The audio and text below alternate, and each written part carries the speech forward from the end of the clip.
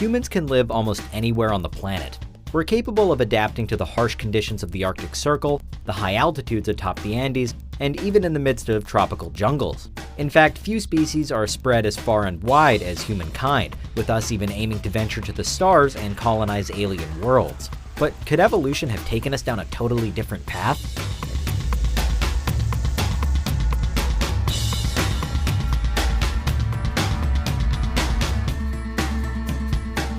First off, what do we actually mean by warm and cold-blooded? Neither are the best nor most specific of terms. Biologists would rather speak of endothermic and ectothermic creatures, referring to animals that either produce their own body heat or don't. As well as that, we have homeothermic and poikilothermic creatures, meaning an animal either maintains its own internal body temperature or it relies on its environment to regulate it. All told, as humans, we're endothermic homeotherms because we produce our own body heat and maintain it ourselves through our metabolism. Most other mammals and birds also do this, but cold-blooded animals, or ectothermic poikilotherms, are incapable of regulating their own temperature. That's why you see lizards in the desert bathing in the baking sunlight, because they need to warm up their bodies before their muscles and brains can work. Interestingly though, even these aren't the only options that the natural world can throw up. Paleontologists now believe that some dinosaurs were actually mesothermic, meaning that they survived via a combination of creating and maintaining their own body heat and utilizing their environment. But for this video, let's just focus on the basic non-dino categories. If humans had evolved to be cold-blooded instead of warm-blooded, or even if we all miraculously turned cold-blooded overnight, one of the first big changes we'd all notice is we'd be eating less food. A lot less food. Even the so-called king of reptiles, the crocodile, can actually go more than 12 months without eating anything at all. They're painted as ruthless killers of the deep, but typical crocs only average about 50 meals a year, or just one a week. If humans ate so infrequently, rather than tucking into 3 square meals a day plus snacks, our food bills would definitely be much cheaper, and it'd also be much easier to feed everybody around the world, and we'd only need a tiny fraction of the land we use now for agriculture. Theoretically, nobody would ever have to go hungry. Of course, you still could eat 3 meals a day if you wanted to, but with the much slower metabolism of a cold-blooded creature, the calories wouldn't have anywhere to go, and the added food would translate into fat. In lots of warm-blooded animals, fat is pretty important and essential, keeping mammals like seals and whales warm in freezing oceans, for example. But it could prove deadly very quickly were we cold-blooded, causing us to overheat and die. Luckily, as a cold-blooded being, you should never feel hungry enough for this to ever actually happen, but overindulgence would definitely be off the menu. Assuming that you don't eat too much though, it'd actually be harder to get sick as a cold-blooded animal. The constant heat of an endothermic homeotherm, as we currently are, provides a perfect incubator for germs, which is why it's so easy for us to get sick from just being near other sick people. But if we were cold-blooded, our bodies wouldn't be able to cultivate these germs as easily, staving off potential infections. There is a deadly caveat though, because our newfound cold-bloodedness wouldn't make it impossible to get sick, and if you did fall ill, the consequences could be dire. You may not spread your disease, but if you got just a little bit too cold, say your heating breaks or the wind picks up when you're waiting for a bus, your lower body temperature could damage your immune system. If an ectotherm is too cold for too long, their body could stop functioning, leaving them wholly unable to fight off disease and infection. As warm-blooded creatures, we can live anywhere with relative ease, usually by just adding or removing layers of clothing. We can even survive the likes of Antarctica with the right equipment. But if we were cold-blooded, the state of our environment becomes a matter of life or death every single day. Where most warm-blooded creatures maintain a body temperature of around 37 degrees Celsius, a cold-blooded creature is exactly the same temperature as its environment. So if humans were suddenly cold-blooded, we'd be much better off living in jungles and deserts, along the equator and in the tropics, never straying too far north or south. If we did branch out to a colder region, we'd need to build complex habitats designed to maintain a constant, reliable 24/7 temperature. Going outside for just a couple of minutes could result in death, so human settlements would have to be high-tech places, with our fundamental need for tolerable temperatures at their heart. Strangely, though traveling to places like Canada, Russia, or Scandinavia would be a lot harder, traveling into space might actually be easier if we were a species of advanced ectotherms. This is because it'd theoretically be easier to go into torpor if we were ectothermic, which is a state of total inactivity some animals can enter by slowing their metabolism to a stop.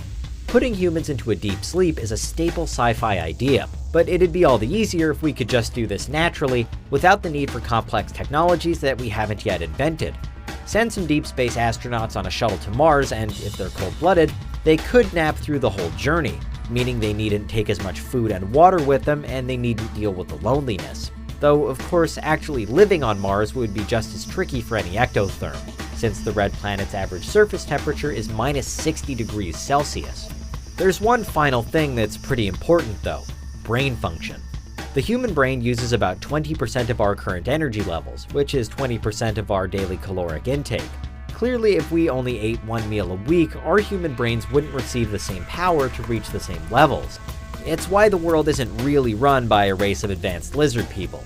If there actually were lizard people, they'd be evolutionarily obliged to spend most of their days sunbathing just to get their brains and bodies to work. And they'd have to stay stuck on the equator to even begin to match the potential of a warm-blooded rival. So even with space travel, the problems would again outweigh the plus points. Yes, we might stand more of a chance of actually getting to other planets, but would a cold-blooded crew be clever enough to work out what to do next? Probably not. With this in mind, if humans had always been cold-blooded, evolution wouldn't have happened in even remotely the same way. We certainly wouldn't be such a social species, and our hunter-gatherer instincts wouldn't have developed as they did. Instead, we'd all have sat around waiting for our next meal to arrive, expending all of our limited energy on trying to catch it in one strike, just like real-world reptiles do. It's why you see crocodiles floating ominously in the water for hours on end, biding their time for absolute efficiency. Even if we did have some intelligence, we wouldn't have needed to cooperate to do things like build, farm, and generally invent. The only time we'd ever really need to have met other people would have been for procreation. And even then, reptiles and fish aren't exactly known for their parental instincts, instead tending to leave their offspring to fend for themselves or else ditch them before they've even hatched. And as well as all of that, we probably wouldn't even be bipedal. Instead, we'd crawl around, spreading our bodies to expose as much of our skin to the sun as possible in order to increase our brain function. True, nobody would ever go hungry because of our extremely low metabolism, but we also probably wouldn't care if anybody went hungry in the first place, because an ectothermic race of humans would essentially all be lazy, antisocial lizards. And that's what would happen if humans were cold-blooded creatures. We humans typically perform most of our work during the day under the light of the sun. But actually, that's not all that normal to a great number of other animals. Around 70% of all animals on Earth are most active at night instead. The clear majority. So what if we were to join them? What if humans were nocturnal animals?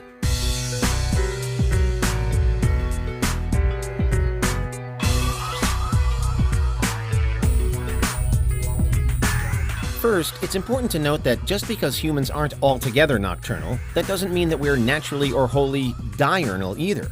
While it's true that in real life, human circadian rhythms do favor sleeping with the lights out, and that there are a great number of benefits to our sleeping at night, primates in general don't have set sleep cycles. Technically, they could move into a new ecosystem and choose whichever hours worked best for them, for convenience, efficiency, safety, and evolutionary sense. That said, it's clear that we, as we are, descended from mostly diurnal ancestors, and that our typical sleep-at-night patterns have grown to be what's best for us. Daylight activates chemicals in the human body that make us feel more awake, while darkness naturally lowers our blood pressure and temperature in order to prepare us for sleep. As many who've tried switching to nighttime work might testify, changing the habit of a species' lifetime is no easy task.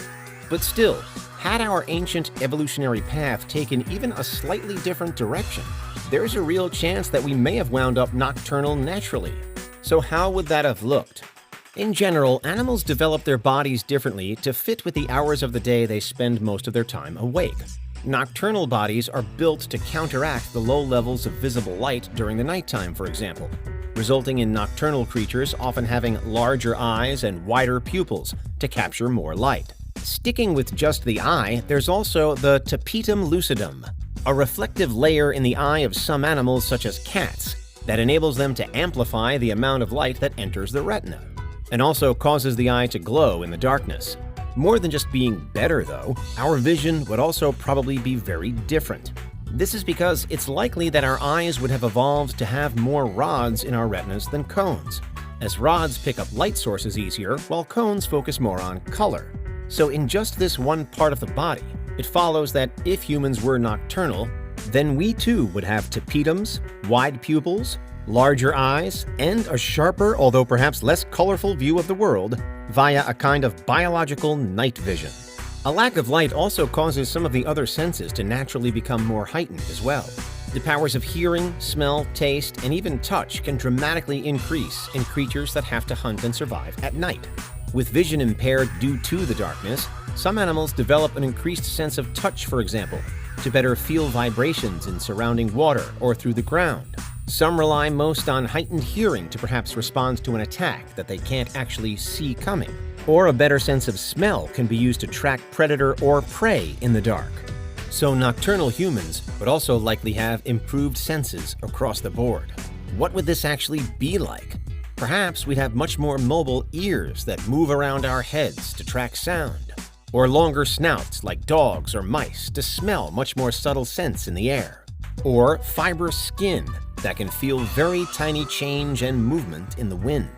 We might find ourselves with an incredible sense of hearing like an owl or a moth, thermal vision that allows us to see heat like some snakes can, or even over 175,000 taste buds like the catfish does. For all of those animals, their improved senses are in some way a reaction to the lack of light they experience, and so humans would surely be no different. This is a hypothetical scenario about more than just our physical characteristics, though. A switch to nocturnality would also affect our general behavior and even the way we run our societies. The most immediate and obvious change, were this situation to just happen suddenly, would be that humanity would now do most of its work during the night and sleep during the day. Interestingly, this would probably result in far less artificial lighting on Earth. As it is, street lamps and the like are made to offer us the opportunity to comfortably extend our waking hours, if we choose to. But in this alternate, naturally nocturnal world, all of the potential adaptations previously discussed would mean that we no longer need extra lighting. And in fact, that increased lighting could actually do more harm than good. Similarly, cars probably wouldn't have headlights anymore, as the strong beams could again be less of a help and more of a hindrance, or even a danger. If humans were nocturnal then, we're imagining a version of life just slightly removed from our own, but one where, instead of making the most of the day, we'd all traverse the darkened streets amid the shadows, because that's where we'd feel most comfortable. That lowered appreciation for color would have a dramatic effect too, though, perhaps leading us to preferred living environments that are much less vibrant, although we wouldn't know they were much less vibrant because we could never notice it. The wider effects on society could be almost limitless. We'd now live most of our lives in naturally cooler nighttime temperatures, so air conditioning would now be more about bringing down the heat during the lesser-seen day, because our tolerance will have swung toward colder climates. Topping up your tan would also be a thing of the past, because the vast majority of us would always be asleep when the sun is at its highest. You could substitute today's nightlife for day life, too, with raves and parties happening over the midday hours, and bars opening up just as the sun is rising. Shops would open up their doors as the night set in. Schools and offices would be full from the early hours of the evening until gone midnight. The change would be felt by more than just us, though. We know that human society as it is has a massive impact on the natural world as a whole. So here, the natural world would also need to absorb our living our lives at night. In many cases, this would mean now nocturnal animals shifting the other way to become diurnal, mostly just to avoid us. At the roots of natural history, one of the main reasons that many animals are nocturnal is because they've had to adapt to avoid daytime predators on the prowl, including humanity. But now, the night is where all the potential trouble would be for them, and so an upheaval of their own body clocks would be necessary. It perhaps wouldn't be the same for all animals, though. Perhaps dogs would also convert to nocturnal lifestyle if we did, given how closely they live with us. Traditionally useful work animals like horses and cows might soon be awake at night too, due to our dependence on them. Although the agricultural industries where they're used will have also been flipped on their heads without sunlight, so there's a good chance that nocturnal humans wouldn't rely on them so much. Elsewhere, and finally, there are a wide range of other, less common adaptations that nocturnal animals have developed that could change how we function if we had them as well. Nighttime humans might come to possess echolocation, like bats, for example, where we'd effectively be using our own voices to track targets and find our way around. Many nocturnal animals expertly use the night sky to navigate, so nocturnal humans might follow suit, ditching maps and GPS for just a much improved understanding of the sky above. We might even have developed our own version of bioluminescence as a means of communication or even of attracting a mate, not unlike fireflies, glowworms, some mushrooms, and many deep-sea species. Overall, it's clear that this is one what-if scenario that has massive and wide-reaching repercussions. Physically, nocturnality could totally transform our bodies. Socially, it could influence so many aspects of our lives. And generally, with our being the apex predator on Earth, such a shift could have ripple effects throughout almost every other ecosystem on Earth. And that's what would happen if humans were nocturnal creatures. Humans are terrestrial animals, living on the land of every major continent, even for short periods of time on the cold and icy plains of Antarctica. But the vast majority of Earth's surface is actually covered in water, and so many of those waters remain wholly unexplored by us. In an alternate world, that might have been very different. What if humans were underwater creatures?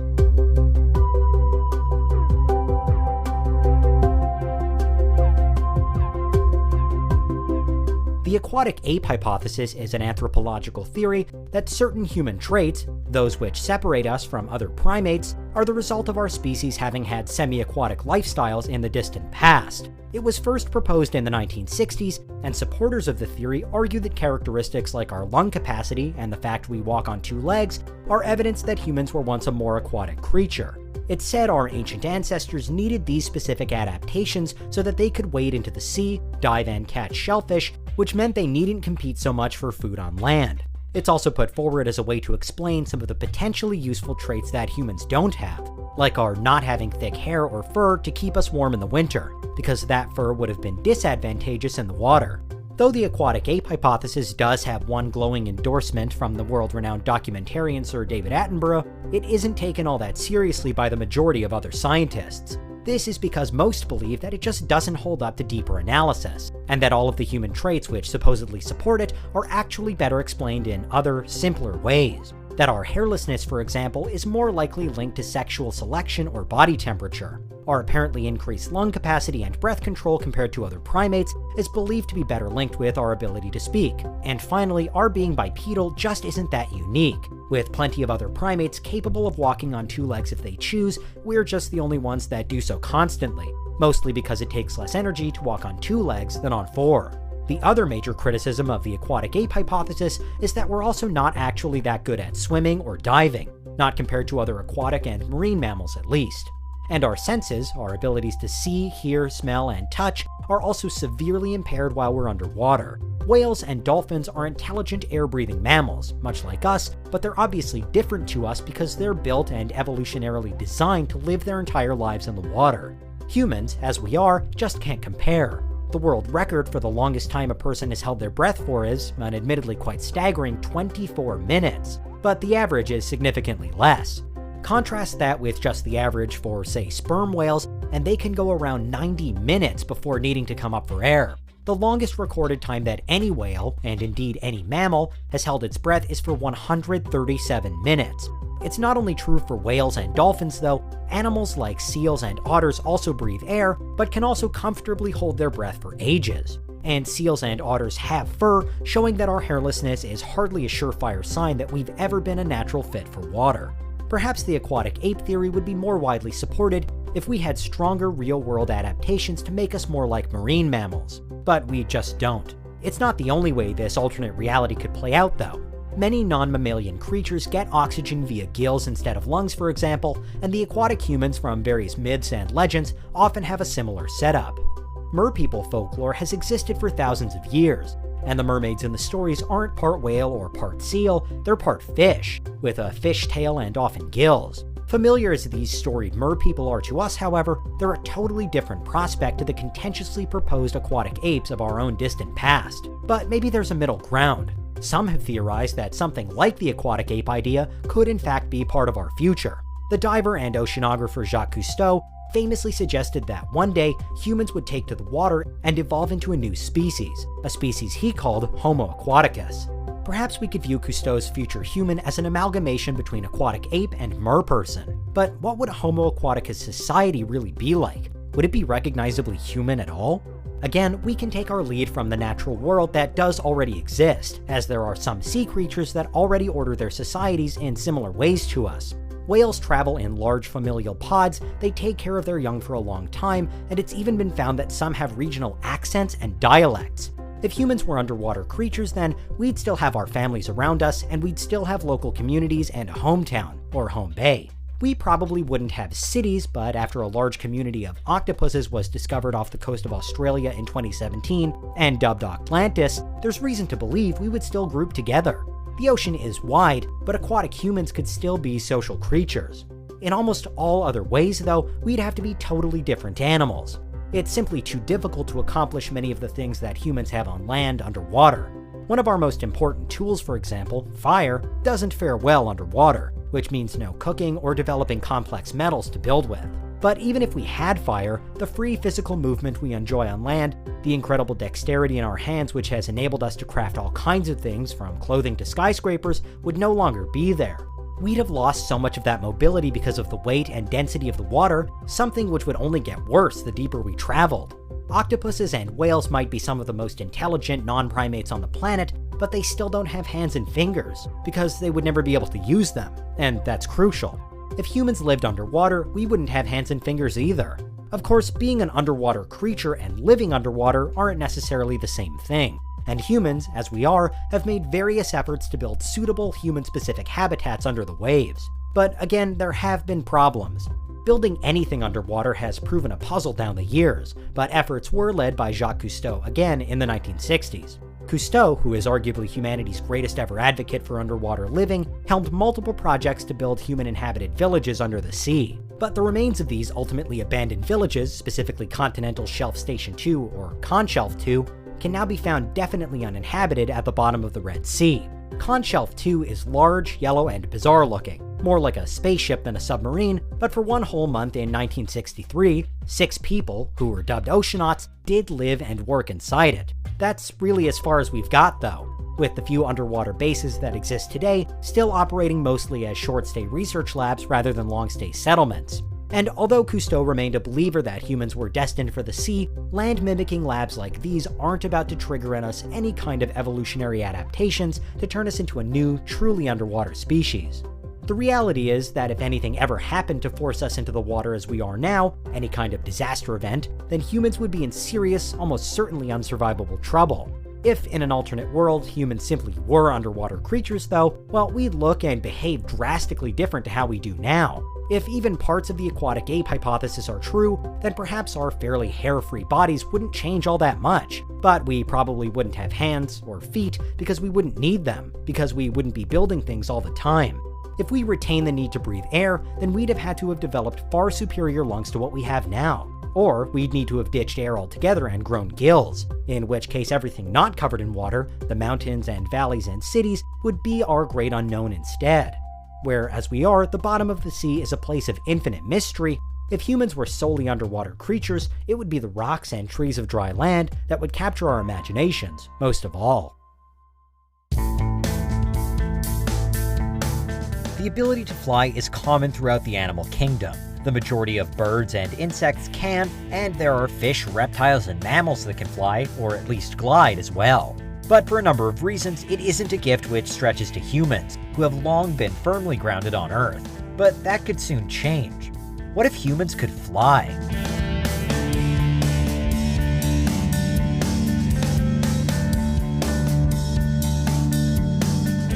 In the early 20th century, after hundreds of years of trying, humans finally achieved flight when the airplane was invented. But the plane has never truly been able to offer the same level of freedom to humans as wings do to birds. Learning to fly a plane is costly, and actually buying one is even more so.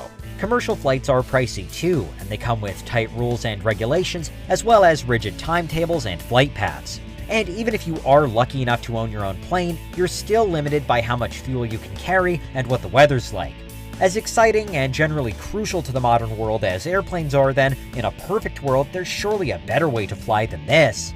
One of the earliest stories of human flight comes from the ancient Greek myth of Icarus and Daedalus, where Daedalus builds artificial wings and uses them to escape King Minos.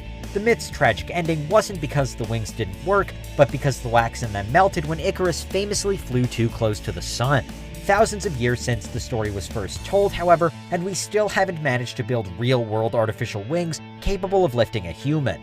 If in prehistoric times, enormous dinosaurs like the Quetzalcoatlus, which was the size of a giraffe, could get off the ground, then why can't we? The simple answer is because we're too weak, far too weak. Birds and insects specifically evolved to fly have incredibly powerful muscles for the task. The humble hummingbird, for example, may be tiny, but it can flap its wings as many as 80 times per second in order to hover. You could strap wings to any human being in history, but we'd never ever match that. Our arms simply aren't powerful enough for liftoff. There's a little more reason for hope with our legs, though, which is why bicycle-powered flying machines are often seen in science fiction.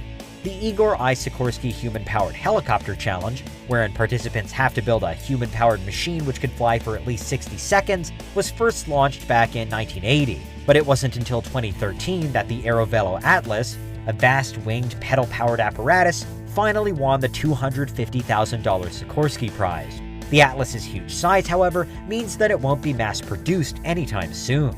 If humans ever want to fly en masse, then we'll need something more than just our standard biology, even when it is aided by ingenious inventions. So we're now talking superheroes. Would we ever be able to invent or develop a means for us to fly like Superman, for example? Well, probably not. A fun fact is that even Superman wasn't meant to fly originally. His original power was just leaping, being able to jump really, really far, and it was only changed to flight to make it easier for the artists to draw him. In later versions of the DC canon, the explanation for the Man of Steel's flight is maybe even stranger, where it's said that Krypton's powerful gravity means that Kryptonians have natural anti-gravity abilities everywhere else, which enable them to fly on Earth.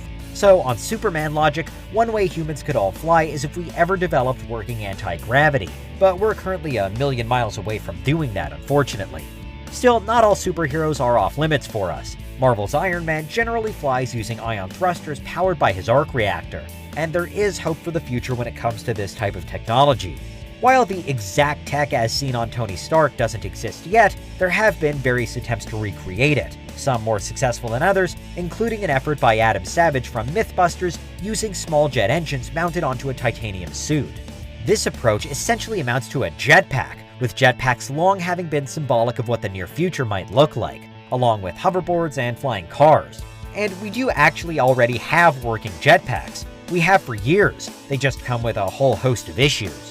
One of the biggest being that they generally work by strapping either a rocket or a jet engine to a person's body, which both uses a ton of fuel and comes with all sorts of safety concerns. In a world where jetpacks were common though, there'd also be the problem of jetpack laws determining who can fly them, where they can fly them, when and how fast. Everyone would need jetpack lessons to obtain a jetpack license, and there would be a dedicated arm of the police force to enforce the rules. And yet, although we're still a long way away from all of that actually happening, we're much closer to everyday jetpacks than we are to ever being able to actually fly. Which is a shame, because if we could just naturally develop wings or introduce them to the human body like some kind of extreme body modification, then we'd sidestep a lot of the problems that jetpacks bring with them. In this world, flying would be no more or less obstructive or dangerous than walking is now. It wouldn't require fuel, it wouldn't need a license, it would just be the norm, with people only colliding into each other midair whenever they got distracted. If humans were born with wings, then they'd have to learn to fly in much the same way as we have to learn to walk. But after that, the mishaps should be at a minimum. Travel in general would certainly be a lot easier for the individual, as we'd no longer be limited to just roads, bridges, and airports, but could move freely anywhere we like. For the authorities, however, human flight would make monitoring and regulating travel close to impossible and would turn borders obsolete. Not only would we have a bird's eye view of the planet then, but it would be an open world too. More specifically, we'd see flight incorporated into sport, with the fastest flyer being the this world equivalent to Usain Bolt. We'd also see it impact the fashion and clothing industries with products specifically designed for wings. Perhaps we'd even see the advent of treetop businesses, like bars, shops, restaurants, and cinemas, now that everyone could access them easily. At the very least, we'd see purpose-built platforms on high-rise buildings to provide places to rest. And inside those high-rise buildings, we wouldn't need stairs or elevators anymore. There would, of course, still be some limits to where we could go, with it being impossible to fly too high without struggling to breathe and experiencing airborne altitude sickness. And we'd still need some sort of flight police to make sure that individual flyers never cross paths with a jumbo jet, if jumbo jets even still exist in this world. It's a good bet that they would, though.